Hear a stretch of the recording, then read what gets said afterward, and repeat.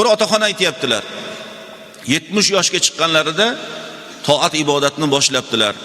Endi hozir menga aytishyapti, 12 yoshda namozim farz bo'lgan bo'lsa, 58 yillik bo'ynimda qarz namozlarim bor ekan, ro'zalarim bor ekan, falonlarim bor ekan, buni qanday qilaman? Birga bir o'qiganimda ham 58 yil yashashim kerak ekan deyaptilar. Mana bugunning namozini o'qiydilar-da, keyin o'qimaganlarini o'qiydilar.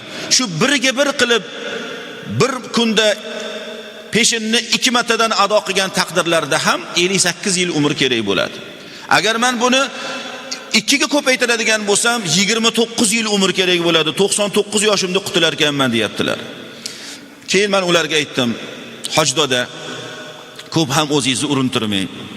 Toat ibodatni qilavering. Imkoniyatingiz yetganicha toat ibodat qilib Allohning oldidagi qarzlaringizni uzishga harakat qiling. Endi uzilmasdan qolganingiz Allohga havola dedim. Bandadan $5000 kechib yoryapti. $5000. Birodarlar, hozir $100 topish o'zi emas. $5000 kechdim deyapti. Bir o'zini do'stidan, yaqinidan, u qarindosh urug' boshqa emas. O'zini do'stidan, birodaridan $5000 kechdim deyapti, o'tib qolganligi uchun. Birodarim o'tib qoldi. Shuni jamoat hammanglarni oldingizda aytayapman, guvoh bo'linglar, ertaga qiyomatda so'rovim yo'q bu birodarimdan deyapti. So'rovim yo'q. Sizlar guvoh bo'linglar, kechdim, men mingdan ming roziman, umri yetmadi, sekin-sekin beriyatudi deyapti.